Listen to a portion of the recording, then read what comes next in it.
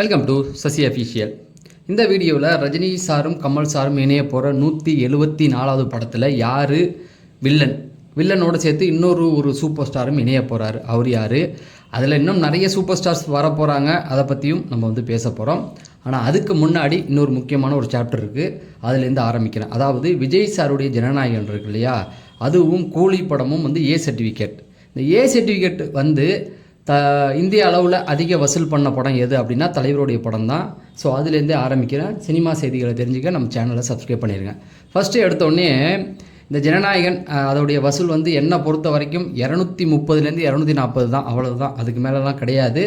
அவங்க 300, 400, 500, 1000, 2000, 10,000 Oscar award என்ன வேணால் கொடுத்துருப்போங்க. உண்மை நிலவரம் பார்த்திங்கன்னா 230 தாங்க. அதுக்கு மேலே கிடையவே கிடையாது. அதுவே அதிகபட்சம்தான். சரி, அதுக்கு பின்னால் 1000 விஷயம் சொன்னாலும் அது ஏ சர்டிஃபிகேட் அப்படின்னும் பொழுது குழந்தைகள் பார்க்கக்கூடாது அப்படின்னு சொல்லுவாங்க. ஒரு ரெஸ்ட்ரிக்ஷன் இருக்கும். இந்த ஏ சர்டிஃபிகேட் உள்ள படங்கள் அப்படின்னாவே பொதுவாக முத்த காட்சிகள், செக்ஸுவல் இந்த மாதிரியான விஷயங்கள் மட்டும் இருக்காது. அதை தாண்டி வன்முறை இருந்தாலும் அதை வன்மை, அப்புறம் ட்ரக்ஸு இந்த மாதிரி இதெல்லாம் காமிச்சா கூட அதை ஏயில் கொண்டு வருவாங்க. அப்படி இந்திய அளவில் ஏ சர்டிஃபிகேட் வாங்கின படங்களில் ஒரு 5 படங்கள் தான் 500 கோடியை தாண்டி வசூல் பண்ணியிருக்கு. அதில் ஜனநாயகன் இல்லை, தயவு செஞ்சு அதை எடுத்துருவோம். தமிழ் சினிமாவில் ஒரே ஒரு படம் தான், அது கூலி மட்டும்தான் தமிழ் சினிமாவிலேயே ஏ சர்டிஃபிகேட் வாங்கி 500 கோடி. அது குழந்தைகள்லாம் போகக்கூடாது. ஒருவேளை அந்த ஏ சர்டிஃபிகேட் இல்லைன்னா ரஜினி சாருக்கு ப்ளஸ்ஸே குழந்தைகள் தானே, அவங்களாம் வந்திருந்தால் இன்னும் வசூல் ஏறி இருக்கும். ஒரு 800 கோடி 900 கோடி போயிருக்கும். சரி, அப்போ இந்திய அளவில் அப்படி டக்குன்னு சொல்லிடுறேன்.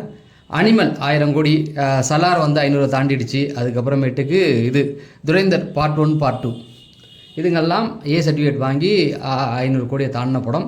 தமிழில் ரஜினி சார் படம் தான்.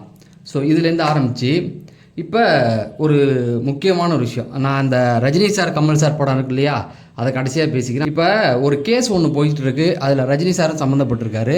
அதனால் நான் அதை பற்றி பேசிடுறேன். நம்ம கோல்டு காயின் பிஸ்மின் இருக்கார்ல, அவருக்கு ஏன் கோல்டு காயின் வந்ததுன்னு வச்சிங்களேன், விஜய் சார்கிட்ட கோல்டு காயின் வாங்கினவர். அதனால தான் அவர் நண்பர்களோட அவர் என்ன அப்படின்னு பார்த்தீங்கன்னா, எப்போதுமே விஜய் சாருக்கு சொம்பு தான். சினிமாவில் இருக்கும்போது அஜித்தை மட்டம் தட்டி விஜயை உயர்த்தி பேசக்கூடியவர் தான். அவர் என்ன பண்ணார் அப்படின்னா, விஜய் அரசியல் தொடங்கும் போது விஜயை ரொம்ப எதிர்த்துக்கிட்டு தான் இருந்தார், விஜயை திட்டிக்கிட்டு தான் இருந்தார். அதுக்கப்புறம் என்ன நினச்சாருன்னு தெரியல, விஜய் கூப்பிட்டு கோல்டு காயின் அது இதுன்னு கொடுத்தோன்னே விஜயை புகழ ஆரம்பிச்சிட்டாரு.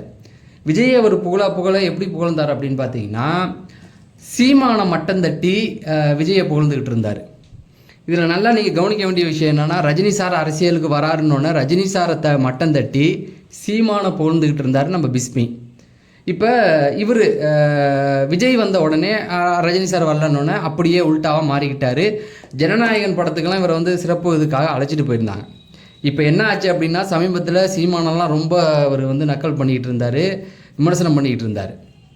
இப்போ கோர்ட்டு கேஸுன்னு போயிட்டு இப்போ தலைவரை பிடிச்சி போட போகிறதா சொல்லிகிட்டு இருக்காங்க. யார்? சீமான் கட்சியில் சார்ந்தவங்க தான் கேஸ் போட்டிருக்காங்க. ஸோ சீமான் அவர்களுக்கு தான் நான் இப்போ சொல்ல வர வேண்டிய ஒரு விஷயம் இருக்குது. இதுக்கு முன்னாடி நயன்தாராவெலாம் பயங்கரமாக இது பண்ணியிருந்தார். நயன்தாரா சாபம்லாம் இவரை சும்மா விடாது பிஸ்மியை. அதுக்கப்புறமேட்டுக்கு பார்த்தீங்கன்னா சிவகார்த்திகேயன்லாம் போட்டு வெளுத்து வாங்கிட்டு இருந்தார். விஜய்க்கு எதிராக யார் இருக்காவோ எல்லாரையும் அடிப்பார். அஜித்தெல்லாம் முடிஞ்சிருச்சு. இப்போ அஜித்துக்கு பட வாய்ப்பே இல்லைன்னு ஒரு வதந்தி போயிட்டு இருக்கு தெரியுங்களா. அவருக்கு பட வாய்ப்பே இல்லையா. அதை சொன்னதே இவனுங்க தான் கிளப்பி விட்டது. இவனுங்க சொல்கிறது எதுவுமே உண்மையாக இருக்காது. நீங்கள் பார்த்தீங்கன்னா அந்த நியூஸ் சேனல்லாம் போட்டு இது பண்ணுறானுங்க. விஸ்வாசம் படத்தில் அஜித் அண்ணன் தம்பியாக 2 ரோலில் வர போகிறாருன்னாங்க. அதாவது ஒரு ரோல் சின்னவர், இன்னொரு வயசானவர். அதை அண்ணன் தம்பின்னு சொல்லி போட்டவனு தான் நியூஸ்லலாம் போட்டு புரட்டி எடுக்கிறாங்க. இவனு சொல்கிறது எதுவுமே உண்மையாக இருக்காது. அந்த 3 பேர் பசங்களுமே பொய்யா ஒழுவானுங்க. இப்போ தான் மாட்டிக்கிட்டானுங்க, போட்டு தூக்கிட்டு போயிருக்காங்க. ஸோ சீமான் அவர்களுக்கு என்னன்னா, சீமான் கட்சியை சேர்ந்தவர்களுக்கு எங்கள் தலைவரை ரொம்ப கேவலமாக விமர்சனம் பண்ணிட்டாங்கன்னு கேஸ் போட்டிருக்காங்க. நீங்கள் ஒன்று புரிஞ்சுக்கணும், சீமான் அவர்கள் ரஜினி சாரை எவ்வளோ கேவலம் பண்ணீங்க அப்படிங்கிறது தான். நீங்கள் கொஞ்சம் நஞ்சமாக கேவலம் பண்ணீங்க சீமான். அவருமே அவ்வளோ பண்ணியிருக்காரு. இப்போ தனக்கு வந்தால் ரத்தம், மற்றவனுக்கு வந்தால் தக்காளி சட்னி அப்படிங்கிற மனநிலை மேலே பிஸ்மியை நீங்கள் பண்ணதெல்லாம் நான் ஓகே. ஆனால் இதே அளவுக்கு பிஸ்மி உங்களை எவ்வளோ கேவலப்படுத்தினா அதே போல் ரஜினி சார் நீங்கள் கேவலப்படுத்திருக்கீங்கன்றது தான். இன்றைக்கி புகழ்கிறீங்க விஜய் உங்களுக்கு எதிரி ஆகிட்டாருன்னு. சூப்பர் ஸ்டார் அந்த பஞ்சாயத்து வரும்போது நீங்கள் விஜய்க்கு ஆதரவாக தான் பேசுனீங்க. ஸோ எதுக்கு சொல்கிறேன்னா, சீமானுடைய அவங்க கட்சியில் உள்ளவங்க யாராவது பார்த்தா புரிஞ்சுங்க. நீங்கள் மற்றவங்களையும் ரொம்ப காயப்படுத்திருக்கீங்கிறத அதை சொல்கிறது தான். சரி, அதை ஒரு இதாக விட்டுடுவோம். அதுக்கப்புறமேட்டுக்கு வந்து அஜித் சார் படம் பற்றி நிறைய பேர் கேட்டுக்கிட்டு இருக்கீங்க. அதை ஒரு தனி வீடியோவை போடுறேன். அதுக்கு முன்னாடி தலைவருடைய 174 அதை பேசி முடிச்சிடுவோம். ஏன்னா டைம் ரொம்ப போயிட்டுருக்கு. இப்போ 173 ஆல்மோஸ்ட் முடிஞ்சிருச்சு. இப்போ அது எப்படி போயிட்டுருக்கு இந்த டப்பிங் வேலைனா, தர்மனுடைய ஷூட்டிங் கேப்லாம் இருக்குது பார்த்தீங்களா, அந்த கேப்பில் கமல் சார் கொஞ்சம் ஃப்ரீடம் கொடுத்துருக்காரு. அப்போ ஜெயிலர் சம்மந்தமான ஏதாவது ஒர்க் இருந்ததுன்னா அதை பார்த்துக்கிறாங்களாம். டப்பிங்லாம் அப்படி தான் போயிட்டுருக்கான். ஸோ ரொம்ப கூலாகவே தலைவர் வந்து 2 படத்தையுமே சூப்பராக ஹேண்டில் பண்ணிகிட்டு இருக்காரு அப்படிங்கிறது தான்.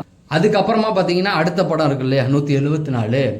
இப்போ அதுக்கான ஒரு சில விஷயங்கள் வந்து கசிய ஆரம்பிச்சிருக்கு. ரெட் ஜெயண்ட் அப்படிங்கிறது கன்ஃபார்ம் ஆகிடுச்சு இல்லையா. இதில் ரஜினி சாரும் கமல் சாரும் நடிக்கிறாங்க. இதில் 3ஆவதாக ஒருத்தர் வரப்போகிறாரு. 3வது சூப்பர் ஸ்டார் அப்படின்னா மெகா ஸ்டார் தான். அவரும் வந்து நம்ம மம்புட்டி தான்.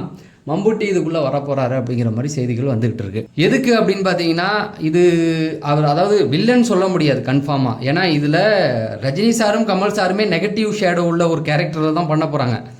மங்காத்தா படம் இருக்குல்ல, மங்காத்தா படம் அப்படின்னோடனே அதில் ஹீரோ வில்லனாக தான் இருப்பார். அந்த மாதிரியான ஒரு கான்செப்ட் தான் இது.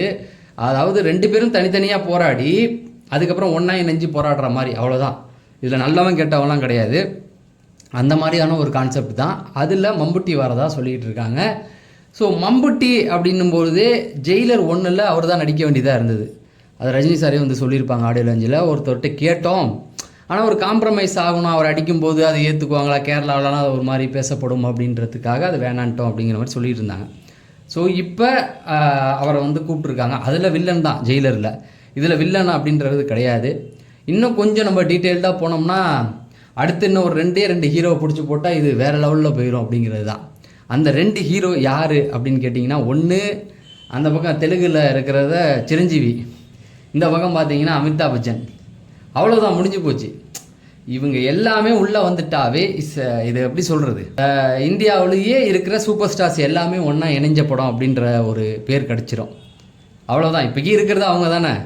அதனால் நெல்சன் அதை கண்டிப்பாக முயற்சி பண்ணால் அது நடந்துடும். ஏன்னா அமிதாப் பச்சன்லாம் ஒரு சீன் வரதா இருந்தால் கூட வந்துடுவார். ரஜினி சார் சொன்னால் அவர் செஞ்சிருவார். அவங்க 2 பேருடைய அந்த ஃப்ரெண்ட்ஷிப் அப்படி. அதே போல் தான் மெகா ஸ்டாருமே ஏற்கனவே மாப்பிள்ளை படத்தில் வந்திருப்பாப்புல. அதனால் அது நடக்கிறதுக்கு பாசிபிள் இருக்குது அப்படிங்கிறது தான். ஆனால் இப்போக்கி மம்புட்டி கன்ஃபார்மாக வந்துட்டார் அப்படிங்கிறது தான். ஸோ இதுதான் வந்து இன்றைக்கான அப்டேட். இதில் இன்னொரு முக்கியமான விஷயம் இருக்குது. ஜெயிலர் 2க்கு எதிராக இப்போ வந்து நிறைய விஷயங்கள் செய்ய ஆரம்பிச்சிட்டாங்க. ஏன்னா இப்போ ஜனநாயகன் படம் ஓடலை இல்லையா, அதில் எல்லாருக்கும் வந்து கோவம் என்னென்னா, ரஜினி சாருடைய ரசிகர்களால் தான் இந்த படம் வந்து ஓடலைன்னு விஜய் சார்கள் ரசிகர்கள்லாம் பேச ஆரம்பிச்சிட்டாங்க.